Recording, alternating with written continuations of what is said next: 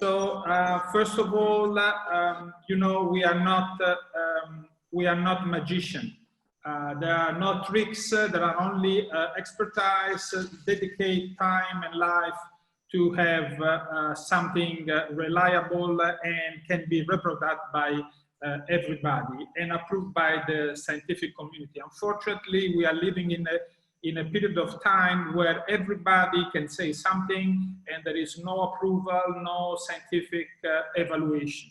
So this is the way we work today in office hysteroscopy with, as you know, with office hysteroscope that are ranging around the diameter between 4 millimeter and the latest one, like the Bio, it's 3.7. We control the intrauterine pressure with dedicated tool, and then we have a lot of energy, bipolar energy, to solve the problem.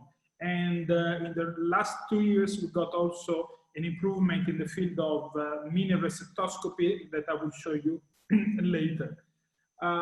First of all, the first approach to the uterus goes to the external and internal cervical os. So the first problem comes when you have a stenosis of the external and internal cervical or uterine os, as you prefer. So that's what we call anatomical impediments. We wrote a nice video article with the classification and with the explanation how to solve the problem. Here, just quickly, you see an instrument of the grasping forceps that it's 5 French, means 1.6 millimeters, trying to approach an external cervical os that it's really small, less than 1.6 millimeter, around 0.5, between 0.5 and 0.9 millimeters. And instead of having this room, this is the area we need to introduce a 4 millimeter hysteroscope. So we know how to do it. The problem is not only the external, but as I told you, also the internal cervical os. So we wrote this nice article that I suggest you. It's a video article, so it's not will not boring you during watching the video instead of reading a paper. So I suggest you to go through this article and watch the classification and the technique we use to solve the problem. Just to give you just an idea, you see here on the left side of the screen a very tight stenosis of the external cervical os. It's a very, very, very small pinned up external os, so small that you cannot even insert your grasping forceps at the first attempt. If you are lucky and the reduction in diameter is due only to filming adhesions, then afterwards you see the instrument gets in and broken the filming adhesion, and you can open, as you normally dissect soft tissue with a grasping forceps, and you see that the mucus that was staying inside now comes outside due to the different surface tension, and then you can insert your scope easily. But sometimes you have a similar aspect like you see now, but if you try to do what you have just seen with your grasping forceps, you will not be able to do the same.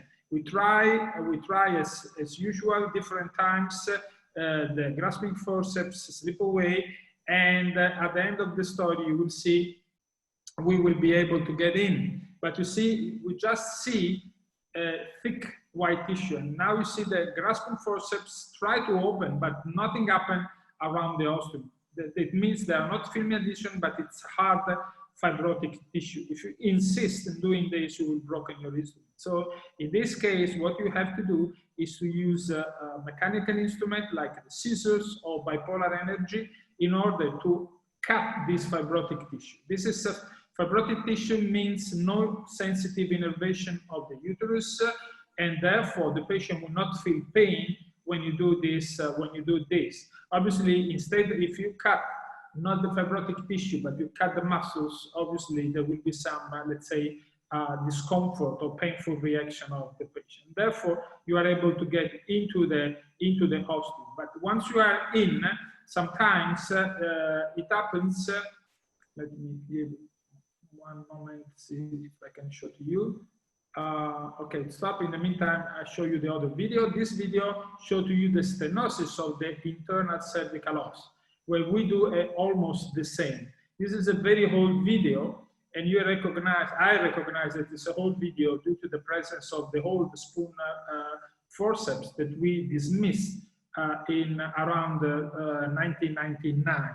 So you see, this is a technique. It's almost 20 years we are expert in doing this kind of treatment, of surgery. So regarding the cervix, out of the stenosis, the only things we can approach is the isthmocele. You know very well the isthmocele was described as first by Piero Gubini, an Italian colleague that cleverly got the idea to solve the problem with the hysteroscope. The trick here is to try to resect the fibrotic semilunar tissue that usually it's located between the cesarean scar and the cervix, trying not to do too much on the anterior wall of the uterus in order to avoid a reduced thickness of the muscles. This surgery has been described as one of the 3 surgeries that are mandatory for the mini resectoscope. And this is my introduction to you for the Storz mini resectoscope that it's been presented 3 years ago. And it's a pure bipolar resectoscope, mini resectoscope. Diameter 5 millimeter, 15 French, 5 millimeters. So in the same diameter, or almost the majority of the diagnostic and office hysteroscope of the last years, you have a mini resectoscope bipolar. It means it's been designed to be bipolar and not designed as a monopolar and then adapt to bipolar energy as some other mini resectoscope. So why this is a surgery to be done only with the mini resectoscope? Because if we do this with the classic resectoscope, we will change the size of the cervical canal, and therefore some of the isthmocele will disappear at our view, at least compared to what we saw during the diagnostic procedure. So the fact that the mini resectoscope do not dilate, or we do not have to dilate the cervix, it means that the anatomy remain exactly the same. Regarding polyps, there is nothing special to say, only that we have many tools. We have described in the past how to remove the polyp, and I want to show to you that the technique we have changed. Instead of pulling the polyp toward us, where you should leave a stalk, a base of the polyp there, where the polyp can regrow in the same place, we have changed with the technique, designed this technique where we grasp the base of the polyp and then we push the polyp towards the fundus. So in this way, slowly, in 2, 3, or 4 movements, with a touch, slowly, the implantation of the polyp, as you can see here, and then we re-grasp, and again, try to remove completely the polyp without leaving anything attached to the myometrium. So you see, this is a technique that has been starting by being reproduced by everybody. In fact, the video you're looking on the left is not my video intentionally, but the video of another Italian colleague who got the idea, who followed my idea, and then he is also promoting the same things. On the left, on the right, a bigger polyp in a menopausal patient where we are doing the same. It's much bigger than the previous one, but at the end of the story, you see we can slip perfectly the polyp from its implantation without leaving anything there. This is if we want to use mechanical instruments. Otherwise, you have the chance, as we have described many times in many papers during the last 20 years, the chance to use the bipolar energy like the VersaPlug. Then we have the morcellator, the tissue removal device that are usable for, they are quite good for the polyps. The only problem, they are still not really miniaturized to be perfectly inserted in a normal cervix. Sometimes you need a little bit of sedation, sometimes it goes perfectly, sometimes you need dilatation of the cervix. And you know very well how the morcellation works, so I don't have to show to you this video. So my suggestion for you is, as we are doing since already many years, we treat cervical polyps only with electricity, while for endometrial polyp we have the chance to choose between electricity, mechanical instruments, depend by the size and the position of the polyp. This is due to the different structure. The myomas, I don't want to bore you too much, just to the fact that we wrote this interesting paper years ago called The Destiny of Myoma. And we are working very hardly on the myoma, and we noticed that the big problem for us is the ultrasound diagnosis.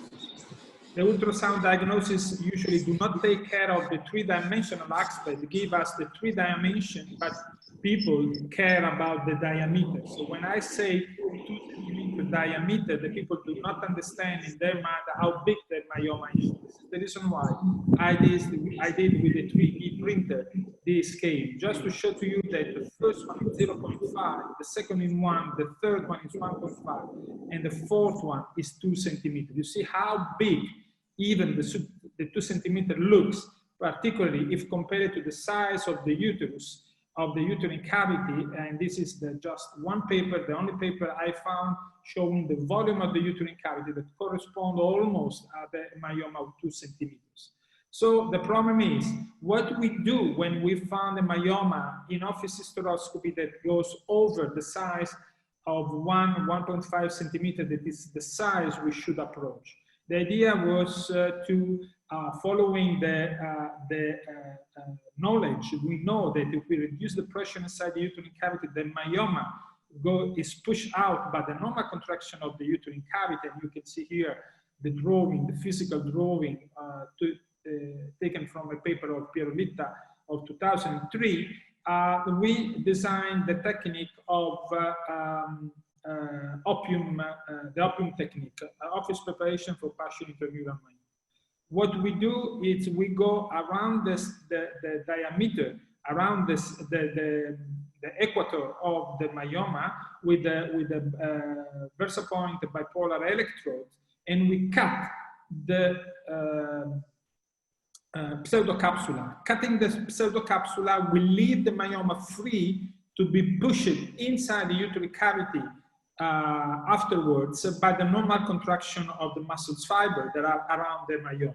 So doing this, at the end of the story, the goal is to transform a G2 myoma or G1 myoma in a totally pedunculated or G0 myoma inside the uterine cavity that it's much easier to be resected. Even this surgery is performed without any kind of anesthesia or sedation, as all the surgery I've showed to you right now.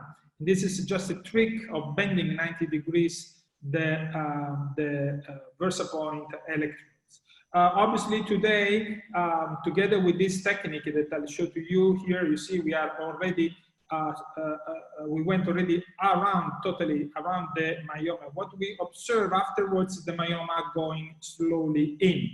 So this is what we want to get, what we got, and these are the results. And you can see that some myoma did not follow this idea. They remain in their original position, and this was due by the analysis afterwards of this study by ourselves. We noticed that probably the problem was related to the fact that the myoma was staying still there because there was some part of the capsula still connected. Why I'm showing you again the mini resectoscope? Because with the mini resectoscope we can do almost the same resecting, and not only make an incision around the pseudocapsule, but resecting physically the myoma. And in fact, this is a video you should find on the net, on YouTube, where we have a nice submucosous myoma. Hold on a second. A nice submucosous myoma that is completely resected, you see, with the mini resectoscope. Obviously, you should not afford big myoma with the mini resectoscope. It's still a work for the classic resectoscope. But myoma up to 1.5 centimeters, that should be done also not only with the grasping force, with the bipolar electrode, but also the bipolar energy. This is a quite complicated case where we found 3 myomas, 2 of them kissing one the other one, occluding completely the cavity. So the work was at the end was carried out completely with the use of the mini resectoscope, and I show to you at the end. You see here we have almost the cavity clean. The myoma has been resected. You can clean respecting the muscles without touching the muscles fiber, and only resecting the myoma itself. And I show to you that the final view where even the lateral myoma, G0 myoma, was resected. And in almost, you see, with the respect to the pseudocapsula and taking only the myoma out, we got a perfectly clean cavity and without any interruption in the muscles fibers structure. So then we getting close to the end, the last 2 parts, the T-shaped uterus and the septum. These are into the uterine malformation. You know very well the Conuta classification as Esre, and this is the classification we are using today, and it's the more updated classification. And our friend Attilio Di Spiezio did design the technique officially to remove, with the use of the mini resectoscope, the T-shaped uterus, and called OMDU technique, office outpatient metroplasty, to expand dysmorphic uterus. So we have to respect the idea of the colleagues, and from now on, when we do this, we have to call with the proper name. And this is the second surgery I'm suggesting you where you have to mandatorily use the mini resectoscope, because the same problem, we do not need to change, or we don't have to change the anatomy, the visual anatomy of the cervix and of the first tract of the uterine cavity. If we dilate up to 10.5, we will modify the structure of the uterus, and when we get in with the normal resectoscope, the appearance of the cavity will be almost normal compared to the pathologic view we found during the office procedure. So please try to change your mentality now, and this is the second surgery. And then, in conclusion, the metroplasty. The metroplasty, we know very well also the latest study, how to diagnose properly the septum using 3D ultrasound, connecting the 2 osteum with the so-called interosteal line, and measuring the epsilon here, the size of the good muscles, and the Z here, the size of the tissue below the interosteal line. If the ratio is over 0.5 compared to the epsilon, then it means that this is a septum and we have to remove it. Obviously, we need to go in also with the hysteroscope. It's not only a matter of ultrasound, but certainly the ultrasound, they do the main work at the beginning. We know very well the technique to resect the septum, that is based on the fact that we've broken in 2 parts, the septum in the middle of the uterus, and then we reach almost the fundus, and we found at the end of the surgery a nice triangle on the top and a nice triangle on the bottom, and we said, okay, end of the surgery. But Doctor, time is up. Sorry? Doctor, your time is up, 20 minutes up. Yeah, I'm getting close to the end. So this is just to tell you that we have done a study that was published this year, 2020, on JMIG, showing that the septum is not just fibrotic structure, but it's a myoma-like tissue. So I suggest you to look at this paper that has changed our mentality in the structure of the uterus. This is the third surgery. I strongly suggest you to do it with the mini resectoscope. So at the end of the story, you have to be like babies. We are happy about our toys, but at the end of the day, our toys are collected in one side of the room. So we don't have to do this, but we have always to be open with our mind and look for better instrumentation. Thank you very much.